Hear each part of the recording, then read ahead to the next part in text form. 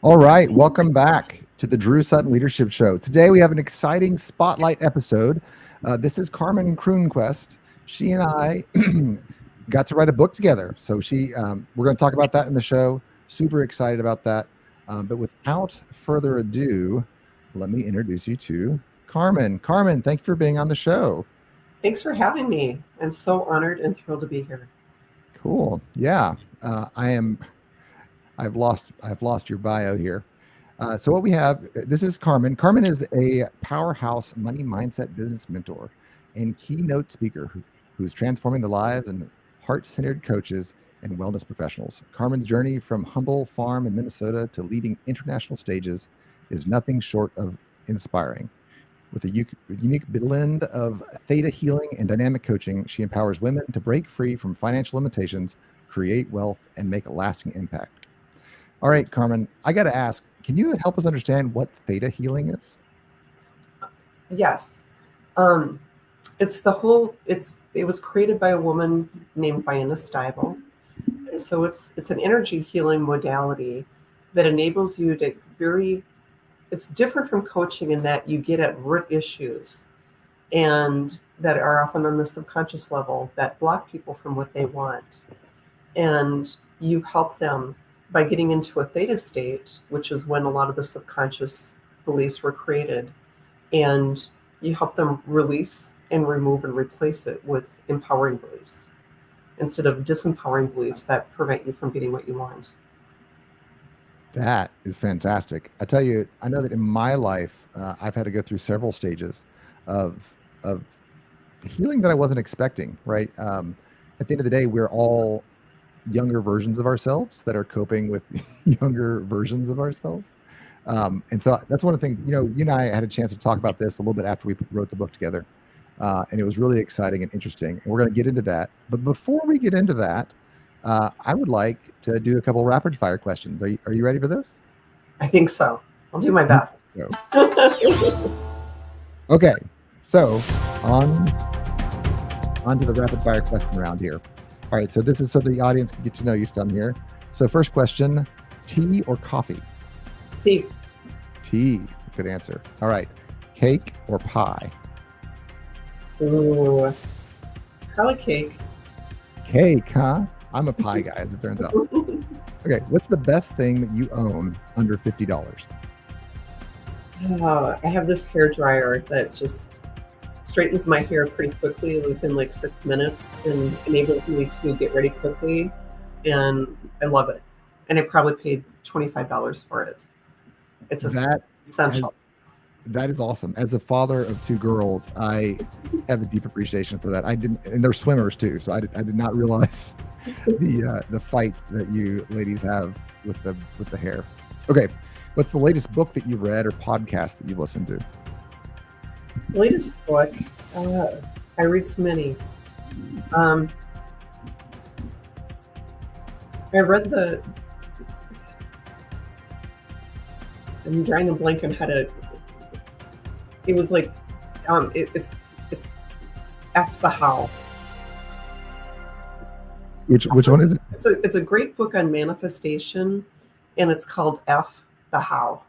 I wasn't going to say the word, but no, I appreciate it. This is a family show.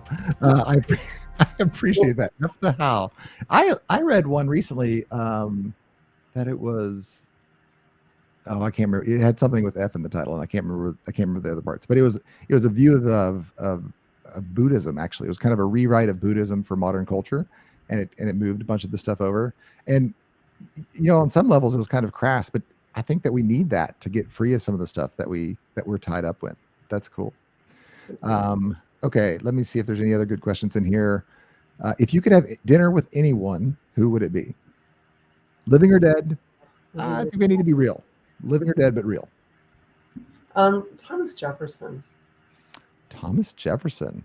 Although there's the taint of slavery there, but what a Renaissance human being when you think of, an author of the Declaration of Independence. I just, at a point where we're looking at what's happening in our country with democracy, it'd be great to see what he really thought. and have dinner with him. And because he was worldly and Renaissance-like in so many other ways, I think it'd be very fascinating. He invented a lot of things. He did. I got to go to his house, and he had a grandfather clock that kept track of the months and the days. Um, Um, it was like these 3 bowling balls that are suspended like at his ceiling, and so they would like, you know, clock down all month long. And it's a world before computers. Yeah, he was a brilliant dude. He was a totally brilliant dude. I'm with you on the slavery stuff. I mean, it is what it is, right? But I think that you have to look at him in the time that he was around, right. and I don't. I think obviously there were some moral failings there, but I don't think it takes back from the man that he was. Yeah, Right. good call. Okay, well, Carmen, I kind of gave a very short intro into you. You do a lot of things. I've got to find that out as we were doing the book together. By the way, for those that are listening, that book comes out this week. It is, what is it? Is it 20 different speakers that wrote each chapter? It's an amazing set of folks, and each chapter is definitely worth the purchase of the book. So check a link in the bio here. We'll put a link in the down in the comments. But Catalyze, the book is coming out, so be on the lookout for that. Okay, so I'm just going to open the floor up to you here. What do you do as a coach that makes you different than other coaches, and what gets you excited about that? What's different about me is that I don't want to get into your story. I'm always going to hold you as incredibly powerful. But I want to get at what's your big why, what's your mission, but also what's blocking you. What is blocking you from the success or money that you want to have? And what's unique about that me is I'm able to help people find clarity very quickly, but to spot and help people release those blocks really quickly. And part of it is really helping people learn, how did it serve you? Because some of the things that become problems for us were once solutions. So I want people to be aware of that so that they can release it and then start programming their brain for something new. Yeah, I like that. I think this is what we really connected on. I remember when we first sat down for a coffee, because I'm an engineer. My background is engineering, and so things like theta healing, things like manifestation are harder for my baseline personality to accept. But one of the things that you and I both really connected on was our need to forgive our younger selves. That I think that you just said it there. Those were coping mechanisms. Like for me, I'm a pretty goofy person, but goofiness was a defense mechanism for me for a long time. And I don't remember. I mean, it was recently that I kind of, maybe it was, I think it may have been you. We were talking about this, and I actually sat down with myself and I said, "Hey, younger self, it's okay to have been goofy, and it's also okay to be less goofy in the future. Like I'm still a fun-loving guy, but I don't need to be goofy as part of my personality. And I'm not being untrue to myself by being less goofy. I'm being true to my next self by letting that mechanism hang back." Do you have, like, as you were going through the process, do you have any like really solid memories that you'd like to share with us where you said, "Hey, this is what I want to do with my life. This is really impactful to me"? Yeah, I think, I started my career out as a counseling psychologist. And primarily what I helped people with was figuring out their career life purpose. And because so many people are unhappy in the work that they do. And that's really where I Mm. started my journey. And it was really a happy kind of counseling because you get to see people reinvent themselves, step up in confidence, and really find align, with their passions and their gifts and find things in the world that were a good fit for them. And, I took a little course correction in the past few years to really focus on business, mentoring, and money. But it was part of my own struggles with some of those areas, not knowing what I wanted to do and not knowing what I was good at and what I was cut out. And everything that I learned, I wanted to teach other people. I wanted to help others so that they would have an easier time getting what they wanted, whatever it was in life. We're all here for a powerful, important purpose. Yeah. So you talk about money stories, which I think is cool. I know that. So I came from a middle class kind of role, like maybe slightly upper middle class, not rich, not poor. And I know that I used to call them money scripts. The ways that I think money works in my head, really, they guide you more than you think they do. Mm-hmm. So can you pull on that thread for us real quick and show us what is a money script, money story, and how can it affect us, and how would you suggest someone approach a money story appropriately? Money stories usually come to us from other people. Things that we heard our parents say about money, things that we were taught in terms of our worthiness, our ability to have and deserve money, or what we'd have to do in exchange for our time, and our value. And often some of those beliefs are disempowering in Mm, regards to money. So mine, I know you mentioned that you grew up kind of more a little bit upper middle class. I grew up on a farm, and it was more lower to middle class. And everything revolved around hard work. So my money story was I was not worthy or deserving of having money ooh, unless I suffered or worked hard enough to deserve it. So it was all about yeah, not having money come in unless I really felt like I earned it and deserved it. And it had to be through struggle. And that's how I was programmed, unfortunately. And mm, there was a lot of unpacking of that programming that I had to do in order to change my financial situation. And now I love helping people with that. I love removing money blocks. I love helping people get at what is in that way of you having and being who you want. And let's remove it. yeah.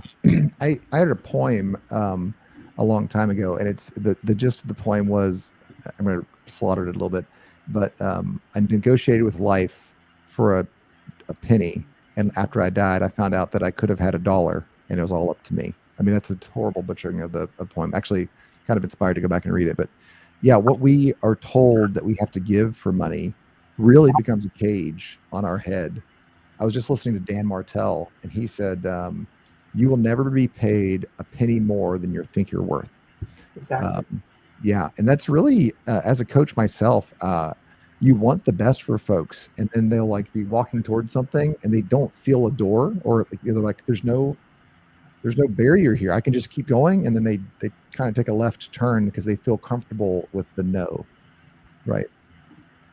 Um, So what? All right. So if somebody has that, if somebody like feels in their heart, wait, maybe that's me. Maybe I have a bad money story.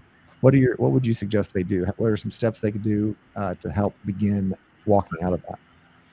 Um, I always think awareness is the first thing. It's like being a neutral observer. And I often tell people, get a rubber band. Like something as simple as this can be a pattern interrupt. And wear it for like a week and just be the gentle observer in regards to your thoughts about money. And every time you have a disempowering thought about money or your worthiness of having money, zap it, and you're going to grab your attention pretty quickly. And then you're catching yourself in the moment saying, hey, that's a really disempowering thought. And what you focus on grows. What do I want to be thinking instead in regards to money? And replace it. And you start training your brain to have more empowering thoughts about money in the moment. And it's not shaming yourself for having limiting thoughts, but it's just trying to be more aware and replace them. And we all have neuroplasticity in our brain, which means that we're always constantly learning. It's either having a growth mindset or a fixed mindset. But we all Yeah. have the capacity to have a growth mindset where, hey, I can learn to have more empowering thoughts that inform my beliefs and my actions in regards to money. Yeah, I like that. Um, I love that you said interrupt the habit or the process, right? That it is a process to redo it. And it's a habit, right? One of my favorite books is Atomic Habits, Oh, and yeah. I love your pattern interrupt. That we have a stimulus, and then we have a routine, and then we have a response, right? So the stimulus, routine, response. If you have one money story, you end up with one money situation, and the solution is not a radical solution. It's just it's an awareness and then interrupt. And it's okay to forgive yourself for the stories that you have, and you can write new ones. I think that a lot of times to get out of patterns, a lot of guilt comes with it, or identity comes with it. Like we say, okay, this is who I am, and that's not true. That doesn't have to be that's who you were, and that's not even a bad thing. And you can forgive yourself and have grace for that. But I feel like sometimes we feel locked kind of in a cage. I know that in my mind for a long time, my head was locked in certain patterns around money. Besides the rubber band, do you have any other thoughts on how to unlock the cage and walk into your new future? One of the biggest, easiest ways that you can walk into your new future is to embrace that future self now. So if you think about 2 years from now and you want to be a wealthy entrepreneur, get clear on what that is and start stepping into that personality and think in regards to how does that wealthy entrepreneur show up? What does that person spend their time on? What do they not do anymore because they're wealthy? How do they start their day? What do they wear? How do they be in the world? And you start embracing that wealthy self-concept, because rather than just setting goals like I want to make $1 million in the next year, embrace the self-concept of a millionaire and start thinking, how do I be? And start taking on those behaviors, and that will move you toward that future self more quickly. I love that. As an engineer, I think this is the point at which theta healing and manifestation cross over. I'm not rich identifying, right? I am rich behaving. The behaviors of wealthy people are different. They really are different. I actually had a great opportunity. I just went to John Maxwell and just got certified, and I think we'll talk about that in a second. But he's so cool. I'm super happy I'm super glad I did it. Anyway, I have a friend named Mike. Mike is very well off. He did some good things early. He also had some great luck early, and he's been a hard worker and a great relationship builder for 30 years now, right? So he's reached a place of both freedom and flexibility. So he took me out for dinner, and he said to the waiter, he said, no, just bring the appetizers. We'll order later. We're going to be here for a while. And as we sat there, I felt the hustle of a coach, the hustle of somebody that says, I have 4 kids. I have targets to make. I have worlds to conquer. I have dragons to slay. And here's Mike. He's 20 years my senior, and he's relaxed. And he says, no, we're going to enjoy this dinner, because what else are we going to do tonight? And I mean, what else was I wasn't going to go back and write 15 more prospecting letters, And so you look at the way that a millionaire thinks and behaves, and there's a different level of speed to it and a different level of anxiety to it. But then when it's go time, when it's work time, they actually do different things. They do the work, they do the prospecting, they do the reach outs, right? Anyway, I probably talked too long there. So are there any habits that you encourage people, besides mindfulness, are there any habits that you encourage people to take on in terms of a millionaire mindset? I highly recommend the book, Secrets of the Millionaire Mind,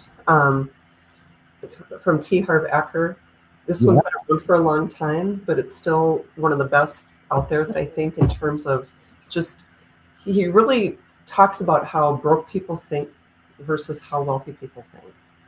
And, how people think their income is fixed when your income is unlimited, and how people get locked into scarcity, thinking there's only so much out there and resources are very limited. And so it's kind of having a fear-based versus a faith-based approach to money and wealth creation, and realizing it doesn't have to be hard, but you have to be careful, in regards to how you're spending your time, how you're spending your energy, what you're focusing on, what you do and what you don't do anymore, as you're moving into a millionaire mindset. So there's so many great habits, but I think the habit is just being aware of how are you with money. And you alluded to this earlier, and I wanted to go back to it, where people seem to have a certain set point in regards to, I can't make anything less than this, and I can't make anything more than this. And Mm. so we have to start expanding because we're here by nature to expand. And I really think it's part of our spiritual path to be wealthy because we're able to make more of an impact in the world when we have money and resources. I run into a version of what you're saying there, which is that money is evil, and money's not evil. I mean, like a screwdriver is not evil, and the house that you live in, which was Right. purchased with money, that's not evil. Um, but there is kind of an evil of it's not a degradation. I'm not saying somebody's less than or more than, but if you have to spend your entire life spinning the wheel as opposed to working and creating abundance, which then you can give. Um, I guess maybe what are some keys to getting out of that scarcity mindset you're talking about? And then how do you know, like, are there any signals when you see with one of your clients, you're like, they got it. They're starting to make progress. The scarcity mindset is um, if I win, somebody else has to lose. That there's not enough for all Ooh. to go around. It's the yes but instead of both and kind of thinking. And that's a Mm. huge tweak to be kind of a both and. And you know, scarcity thinking is fear-based thinking where people get into kind of protecting because they think there's only a limited amount of resources and that's it. When in fact, we live in a hugely abundant universe and we're all powerful creators. We're all creators of our life, our story. The one resource that we don't get back is time. Mm. So people get often trapped into trading dollars for hours. And that is Yep. something when you're a wealthy entrepreneur, you think about the value of your time very differently. So there is a reality though, right? So when you have, let's say, we'll just be outrageous. When you have $100 million, you have enough money that you're not worried about the day to day. You might even be worried about this month or this year. So there is a difference between the practical money realities of I'm very well off and I am hustling to make the dream work. Um, kind of talk about, I mean, in your mind, is there really as much of a difference as we feel there are? Is that an emotional response? What are your thoughts on, the practical, I really do need to make a rent this month versus I've actually made it and I have some more breathing room? It's the whole concept of overflow because some people only want enough to get by. But yet, there's always the concept that money can come to us from a lot of different resources. It's not just, the job if you're open to it. And so just being aware and affirming that, money can come to you from a lot of different ways. There's so many different ways that you can create wealth. And so it's really thinking differently and not a win-lose kind of thing. There are ways that you can create, you can, you know, you can capture your own intellectual property and create, courses, products, services, whatever, strategic alliances where you have passive streams of revenue coming in. There are just so many Mm. different opportunities out there to create wealth. But I came from higher education. I was in counselor education at the graduate level for a long time in the past. Oh, okay. Some smart Um, people then, yeah. Everything was you were kind of tied to a salary, Mm. and you may or may not get a raise. And so I was always out there with multiple streams of revenue happening. And then, my job as an entrepreneur was just one pool of that. And but I found different ways to do things. I got 4 free trips to Europe as a speaker, you know, Wow. and that was a mindset where, as a younger person, I didn't think I could ever afford. I always wanted to travel, but didn't think I could afford to go. But I did this little manifestation. I wrote like a little desire statement Yeah. about how I loved knowing that I was going to Europe, all expenses paid. And I just wrote this little statement, stuck it in my desk drawer. 2 weeks later, I get this call from a woman who worked for the University of Iceland, happened to see me speaking at a conference in Madison, thought that I had a great message, thought it was great, and said, "Hey, we'd like to bring you over as a speaker to speak to 3 different audiences here, and we'll pay for your trip and we'll pay you a stipend." And I'm like, woohoo. And that was the start of getting some really good speaking gigs abroad. And it just made me realize things can come to you in different ways. And that was literally 2 weeks after I stuck this little desire statement in my desk drawer. Now I had Italy in my brain, but Iceland was pretty amazing too. And then I did get the free trip to Italy not too long after too. So That's a fantastic story. And I hope the audience really, I'm so excited about this because there's a lot of practical things that you did right there, like away from manifestation, just like you executed, you had a plan, you were doing the right activities. Jim Collins calls this, uh, oh, the word is escaping, productive. Oh, well, the idea is that you're out there, you're doing it, right? Like you were speaking. So you have this manifestation portion of the story, but then you also have you were already speaking on stage, right? You were already doing activities that were creating avenues for abundance. And then you did the manifestation piece. And as an engineer, again, I come from a world in which that sounds kind of like hocus pocus. Like you can't just be wishing on things down and then expecting them to happen. We have physics, there's laws, but I think that's part of it is manifestation in the sense that you wrote it down. And part of it was you were out there doing things that were building opportunities for you, and you were looking for opportunities, a specific opportunity. So there's kind of a both and. You want to kind of talk about the positivity aspect of that as well as the manifestation? Like, where does your faith level on manifestation sit as opposed to your work, like practical work side of things? I've been blessed to witness so many miracles, with myself and with clients, that I'm pretty open to everything. Now, would I have believed some of this stuff maybe 30 years ago?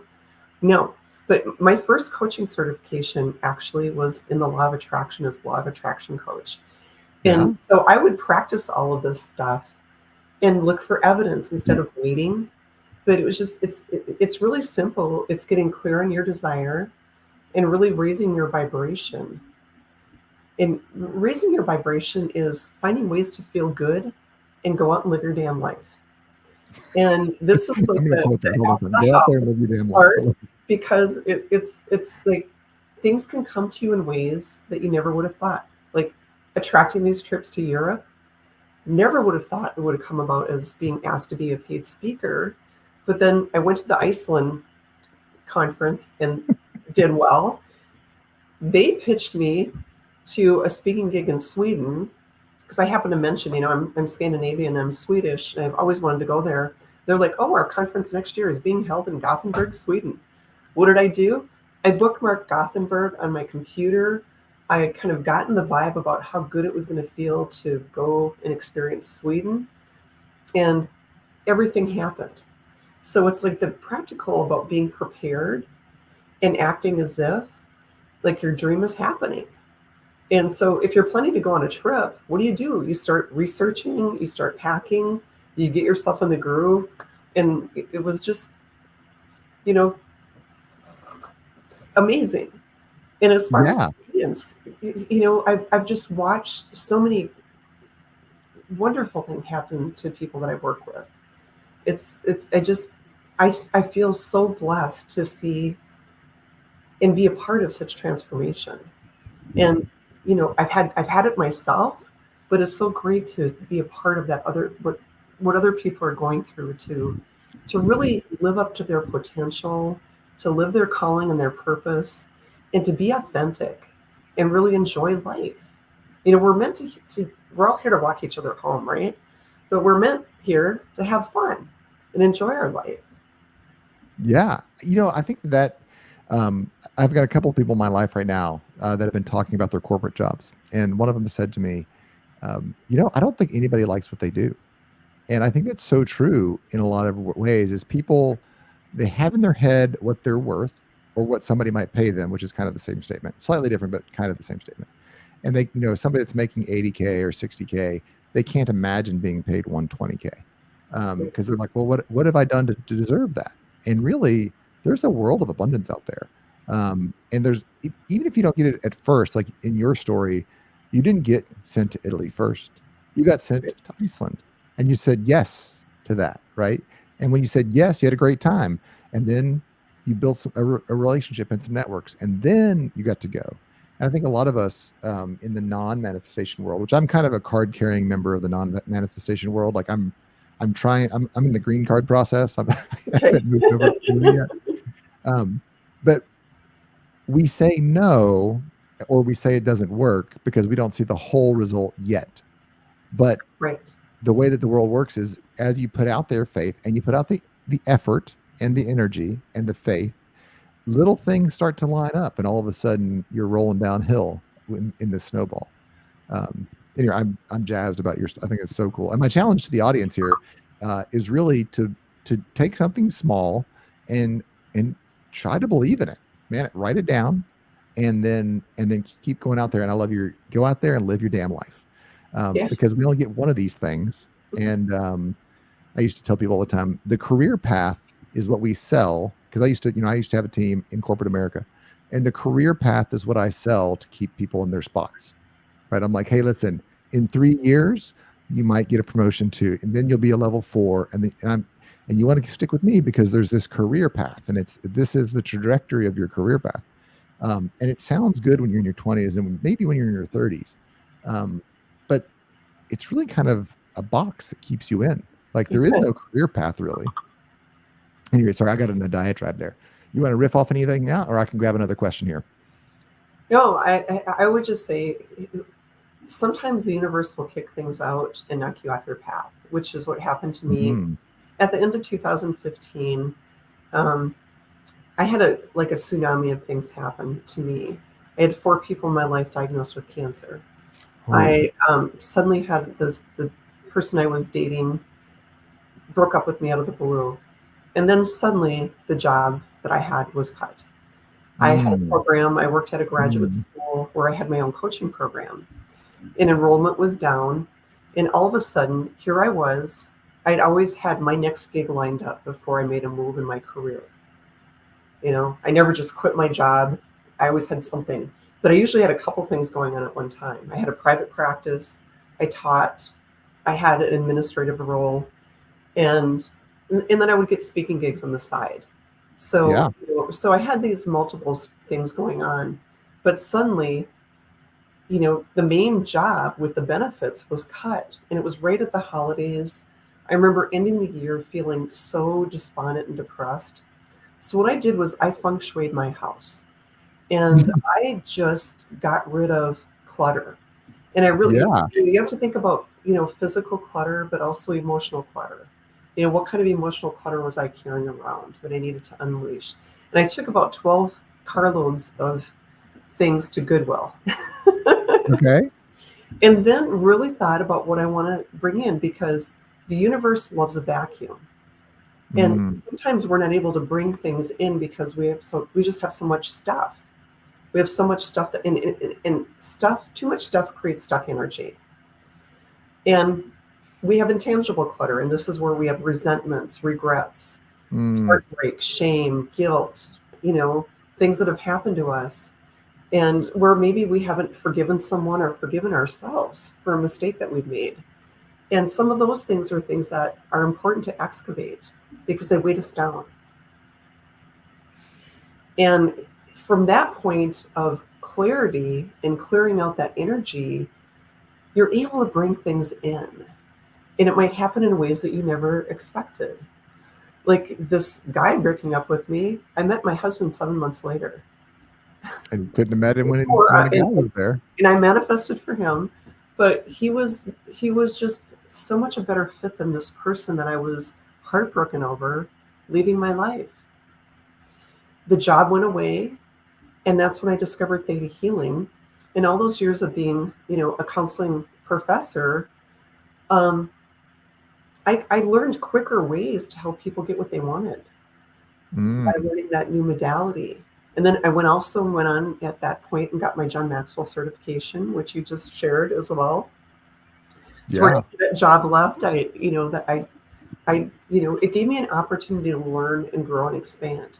So I guess my message is, sometimes when you think something is really crappy happening to you, the universe has your back. Usually there's some gold in there. Usually there's something there that you're being called to do differently. So when I got over the feeling, sorry about, and worried about the people in my life that were sick, but also the job and the boyfriend, I was able to see new possibilities, and I got really excited. And I realized I was meant for more. I was meant Mm. to be more, and to create more from a different space. And then I realized, I had a long commute. Now I'm in charge. My husband, all during 2020, he had worked down in Florida. I was able to go with him. So now, and Mm. we ended up buying a place there. So now we spend our winters in Florida. We get out of, I love Wisconsin. I live in near the Twin Cities area on the cheese side of the river. On the cheese Um, side, that's nice. That's nice. Yeah. Most people don't realize Wisconsin is 15 miles from downtown St. Paul, Minnesota. Um, so I live on the cheese side of the river, but it's, technically, Minneapolis, St. Paul metro area, Right. which is a wonderful place to live. But in the middle of winter, it's nice to boogie out of there. I'd be down in And Florida. so Yeah. we just created new possibilities where if I would have been stuck with that same job and location, I would never have the freedom to be able to travel and do some of the things that I do now. So I was able to create some new things. And that's the hope that I want to give to my clients, that whatever kind of, sticky situation you might be with your business or your career, your job or your life right now, it's calling you to expand, because we're always expanding. We're here to learn. We're here as teachers and students for each other, but we're always expanding. And there's times we outgrow stuff, and This there's is times we outgrow people. this is exactly why I had you on the show. I'm going to be honest. You're so positive, but you're not one of the overly, I don't know, I guess obnoxious positive people that's like, it's all positive, and you're like, I think you have something dark in your soul. Like, It's no, toxic. That's toxic positivity. yeah, toxic positivity. There we go. No, but you've been through it. You've experienced the pain, the frustration, and the letdown of life. I've experienced that, and there is hope on the other side of it. And I was just talking. I've talked to 3 people this week, men, that there is. I think there's a darkness that people aren't talking about right now. I think the economy is down, and we are in a political season, and there's everybody's a little bit uncomfortable, but life is just so darn worth living, right? Like if you get out Yes. there, there's so much good, and this moment is setting you up for the next moment. Right. I had a good mentor a long time ago, and he said, God, for me, it's God. I realize that not everybody runs that gauntlet, but God doesn't cause the pain, right? He's not like some sadistic guy up there that's like putting the screws to you, but he Right. doesn't waste it, and he redeems it, right? So tomorrow, there's good stuff tomorrow, and it might not be tomorrow, but if you'll dust yourself off and you'll believe in the next moment, there's good stuff. Anyway, this is why we were connecting a couple weeks back, almost a couple months back now, I think maybe. And this is the part of the conversation I really enjoyed with you is your very practical optimism in the face of those darker moments. You also, though, brought up something that was fun, and that is sage brain. Yes. Ooh. So You hear the gong sound? the gong. Yeah. That's the giveaway gong. So for those that have been inspired by Carmen today, if you come here to intentionality coaching consulting, intentionalityconsulting.com/unlock your cash flow, Carmen has a giveaway for you. This is Carmen. You want to talk about the giveaway real quick? Yeah, it's really the whole guide to creating a high ticket offer. Both the mindset and just kind of the steps, because what I do is I have a high ticket program that helps people within 2 years add an additional $1 million in sales. That means I really have to screen and find the right people that are motivated to do it, because Yeah. I'm going to help them both with the mindset and all the practical steps along the way. But the guide that I'm offering here is really just that. It's a shortened blueprint of what I do, of all the steps in my program. And then it's like, if you want to learn more, let's talk. But it really gives some insight. So your ideal client here, just to clarify, this is somebody that has a high ticket or has some sort of expertise that they could convert into a high ticket program? They might not have a high ticket offer just yet, but they have a methodology. I want people that have Ah, some, type of methodology, some type of intellectual property, and they really want to grow their business. But my typical client is somebody who's feeling overwhelmed. Maybe mm, they're hitting that imposter syndrome as they're hitting that next level, and they're questioning their ability to, to do and have more in their business without having to work 24/7. mm-hmm. And they might have some fear about making more money. What if people take advantage of me? Oh, God forbid. What if I have to pay more taxes? That's my husband's. I'll pick on him on that one. What if I turn into some selfish, people have these little blocks and things. What if it means I have to work so much harder? And my program is all about helping you break it down into 5 different stages, smaller pieces, so that you move forward. And I'm helping you every step of the way. I'm helping you come up with your blueprint for your high ticket offer. I'm helping you with your program description. Mm. I'm helping you with something called an intromercial, which is a different way of introducing yourself and what you do. Okay. And then I help people through by coming up with just ways to generate leads and validate their program where they're not pitching and selling, but they're screening and qualifying. And that's a whole different feel versus selling. You're screening and qualifying for who's a good fit with I like it. confidence. I think that, so if you're watching right now and you've enjoyed the practical positivity that Carmen's shown here, and like if your soul is telling you, hey, I got a next level, I think Carmen may be a good fit for you. So go check out the intentionalityconsulting.com. Unlock your cash flow. That's unlock-your-cash flow for those that are listening to the podcast. Well, fantastic. I'm gonna drop that there. There'll be a link in the bio or a link in the comments as is appropriate for the platform here. With that, let's jump back over. We were talking about sage brain. This is one of the Yep. cool things that you talked about. I have said for years that I have what's called productive paranoia, or sorry, productive schizophrenia, and that is that I keep in my brain my 80-year-old self and my 20-year-old self, and everything that I do, they both have to approve of. Right, my 20-year-old self, he wants to be adventurous and go out and slay dragons, and my 80-year-old self cares about the relationships that I'm about to go break, and so he holds me back a little bit. And your 80-year-old self is tapped into your legacy as well.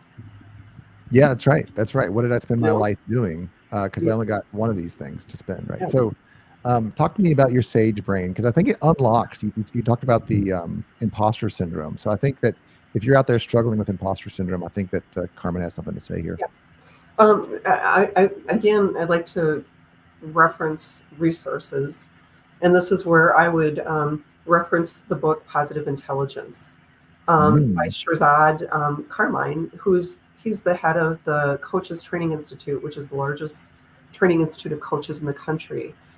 And I have a coaching certification in neuroscience, and it's really about we have that cortisol fight and flight and freeze part of our brain, and we have the part of our brain that's at peace and is able to connect and is able to innovate and is able mm, to see solutions and is able to learn. Um, but the fight and flight and freeze is the fear-based one. And this is where when we're stressed out, we just don't have access to our body will drain blood to our lower extremities because it gets into that, hey, we better avoid that saber-toothed tiger, that kind of syndrome. mhm, But your sage brain is where you feel calm. You are in touch with all of your resources. You're able to respond to things and not in a knee-jerk reaction. But we all have saboteurs. And the main saboteur that we all have is the judge. And this is the judge who's mm. judging ourselves, other people, circumstances, judging our past, judging situations. And then we all have accomplice saboteurs. So I'm going to give you an example of some of the saboteurs. You Yeah. know, so one of the saboteurs might be that you're a people pleaser. You want everybody to like you, but then you're a bit of a doormat at times. where you might be giving, and then you start feeling resentful because you're not pleasing yourself. Another saboteur is an avoider. And this is one who avoids hard tasks or starting hard things, or maybe avoids conflicts or courageous conversations. Another saboteur is like being a stickler about things. And when a person is under stress, then they become very stickler about little things, and about people adhering to certain, things. They become maybe hyper vigilant. There's the hyper intellectual who wants to maybe distance themselves from their emotions. And so there's saboteurs, they try to overly intellectualize everything. I'm trying to think, there are so many of these saboteurs there. Yeah, here, that would be probably yours, because, like somebody who hyper intellectualizes or is a hyper achiever. Certainly that's my husband. He's very much a hyper achiever. Yeah. But they can be saboteurs as well. I told you, three guys this week came up and talked to me about some of the dark places that they've been in recently. And they asked me, and I was like, well, I'm actually just kind of coming out of a season of that. It's been on for about a year and a half, and I'm just now coming out of it. And I started to refer to it as Jerry. I just like, okay. Hey, Jerry, not the day. And it helps to personify those emotions. And I love the judge. So I'm going to try to list them off, see if I got them all. The judge, the saboteur, the avoider, the pleaser, the stickler, and the intellectual. And there's more. And there's more, you said? Yeah. Well, yeah. So if you guys want to find out more about that, check out Carmen at Intentionality. What's your website again? Intentionalityconsulting.com. And is it Carmen at intentionalityconsulting.com? Mm-hmm. Yep. There you go. So if you want to find out more about this, please reach out to Carmen. But I don't know about the listeners here, but I definitely identify with each of those personalities that you've talked about. I mean, the judge, probably the reason that I have the most trouble with manifestation or the law of attraction is because the judge is like, people will think you're a quack if you say that. I'm like, I know, but I also have a lot of friends that do it. Or the hyper intellectual will say, well, that's not really the way that works. And then it'll explain to me the cogs that made it work. And I forget, or he doesn't like to acknowledge the fact that it works, that like, Carmen's experience is a real thing. So there's this realm that is beyond my intelligence, and positivity is at least the beginning step in that direction. So yeah, I mean, I recognize each of these personalities as here. I'll turn it back over to you, but I'm just saying, I love that you call them out as the personalities, because they really do stab your success. They do, and they rob you of joy, and they can hijack your day, because we have some default saboteurs that come up more often. And if you go to that positiveintelligence.com website, you can take the assessment and find out what are your top saboteurs. Is it positiveintelligence.com? Mm-hmm.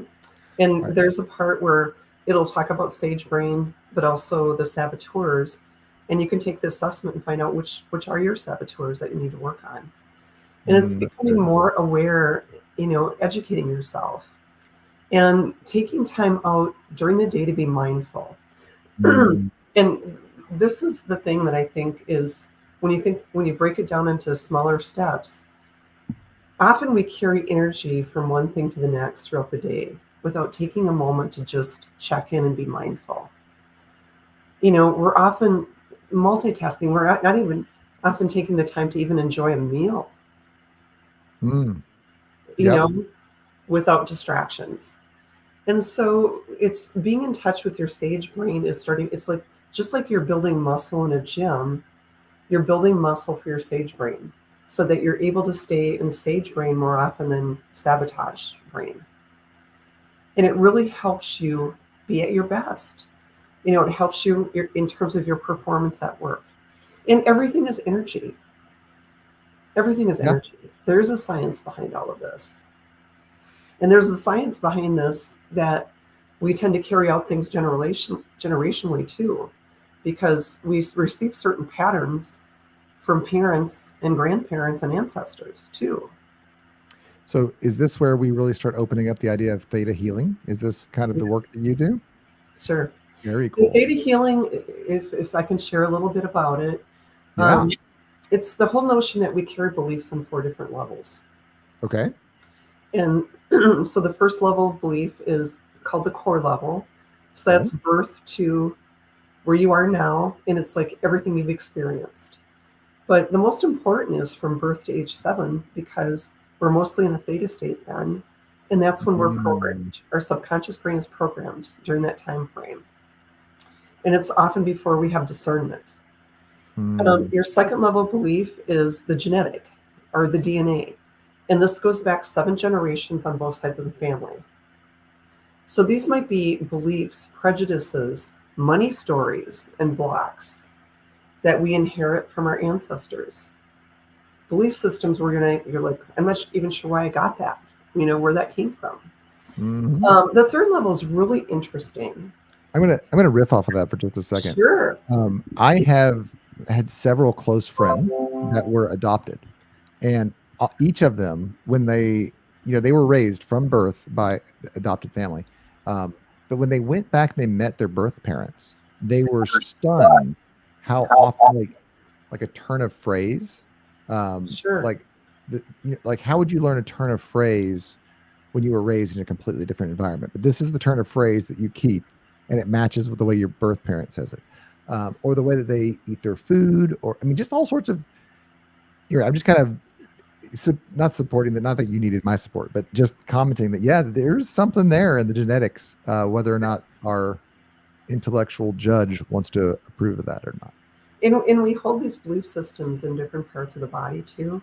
So the core, that one's held in the pineal gland. The second level, the genetic, those are held in our auric field, which is what we use to protect us. We protect our energy field that way. The third belief level is really interesting because that relates to group consciousness and history, past lives. And this is where there's issues that relate to karma, where maybe you've taken oaths and vows in previous lives to be poor or to be celibate. And you can't understand why in this life now you're having trouble with money. And it's also what we accept as possible and impossible by the group consciousness that we tap into. And the fourth level of belief is your soul level. And that's the you that's always been, that's here to learn lessons, to grow as a spiritual being, because we're all spiritual beings in a human body. And those beliefs are held in your heart. So it's just very interesting work that you do. It's super interesting. And so what I do is I do energy testing. And unlike coaching, I'm not going to let you get into your story because people are addicted to their stories. People get triggered and addicted by certain stories. So I'm going to ask you pretty quickly, like, say you came to me and said, Carmen, I've got anxiety. I would rapid fire, like, okay, tell me, when was the first time you ever recall feeling anxious? What was happening in your life? Take me back. What was going on? Who said that to you? What happened then? And then I'll get to a root issue, and then I'll energy test. So you can energy test through a pendulum. I teach people usually 4 or 5 different ways to energy test and find out which is their most accurate way. But the one that I like to teach people things that they can do for themselves. But the one that I like is a standing one, where you're standing, and your body is always going to know what's true for you or what's false for you, what's a yes or what's truth. And if it's a truth for you, you're going to go forward when you make a statement. And if it's false for you, you're going to go backward. And so I teach, but you have to be hydrated. Any kind of energy work, you want to make sure you drink a lot of water. And I always have people take a pinch of Himalayan sea salt because it fools your body into thinking it's hydrated. So that helps automatically. But when I think I've hit a root belief, I'll have you make a statement to see if you have that belief. And we'll find out which way you're going, like how you're energy testing, because your body's not going to lie to you. And then I'll ask you, how did it serve you? Was there Yeah. a lesson and a gift there so that now you can release it and replace it with something else? And then I'll ask my client, what do you want to replace it with? What's the empowering thought or belief that you want to have now? Or what can we download in terms of knowledge or feelings? Because maybe you've never felt prosperous. You don't know what it's like to feel safe and have money or whatever it is. And so, so I do the command. It's kind of, it really is co-creation. And I stay in that energy long enough to witness the shift. And then I go back and retest them to make sure it shifted. And if it didn't, then we need to dig a little bit deeper. And I keep going until we get to that root belief and clear out what it is that they want to clear.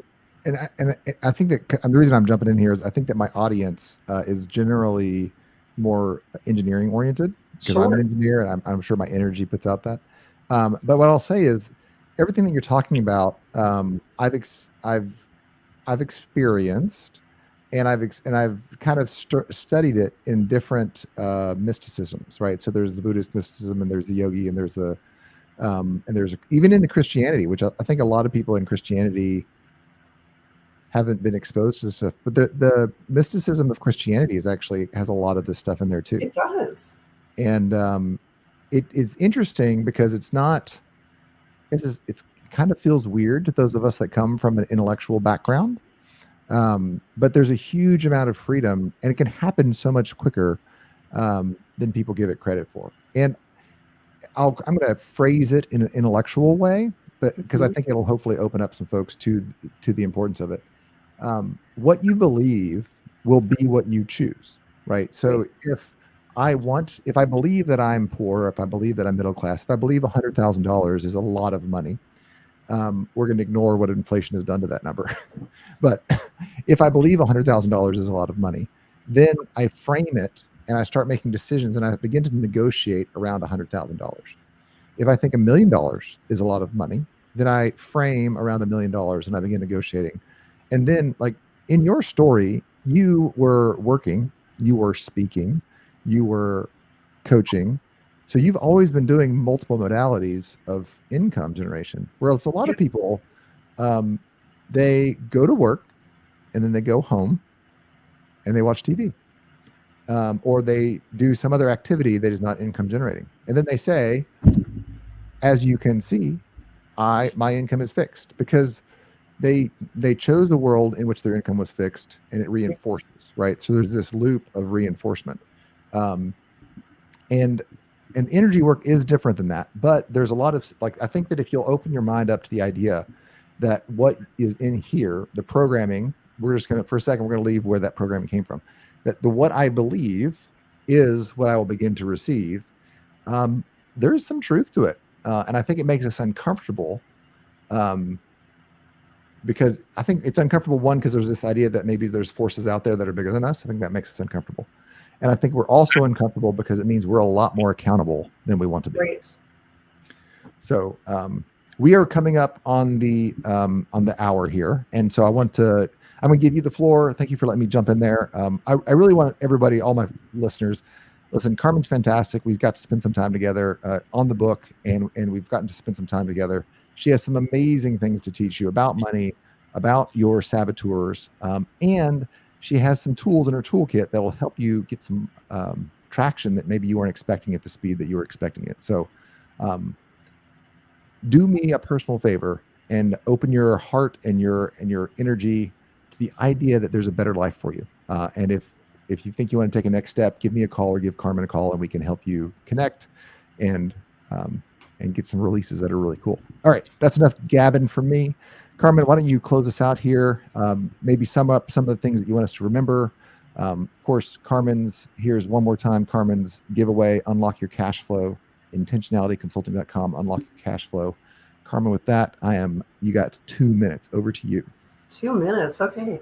Well, I just want you to realize that you are powerful creators. And most people are often focused on what they don't want instead of what they do want. So when you find yourself with lack-based thoughts, limiting thoughts, do the pattern interrupt, catch yourself. Is that really what I want? You can rewrite your story. We all are powerful in terms of the reality that we create. And you can tell a better story. You can step into a better story. You can look at your past differently. And so what you focus on grows. And is it what you want or what you don't want? And you have the power to make incredible changes in your life. And you're here to make an impact. You're here for an important purpose. Figure out what that is, align with it, embrace it. Let your freak flag fly, put it out there and enjoy your life. There are people who need you. The world needs you and needs you to show up as your best. And so it's an inside job for each of us. It all starts there. Man, I'm gonna chop that audio up and listen to that every night before I go to bed. That was fantastic, folks. This is Carmen Croonquist. Thank you so much, Cameron. Carmen. Sorry, Carmen Croonquist. Thank you so much, Carmen. It was fantastic having you on the show. I look forward to being friends for a long time to come. With that, we are out.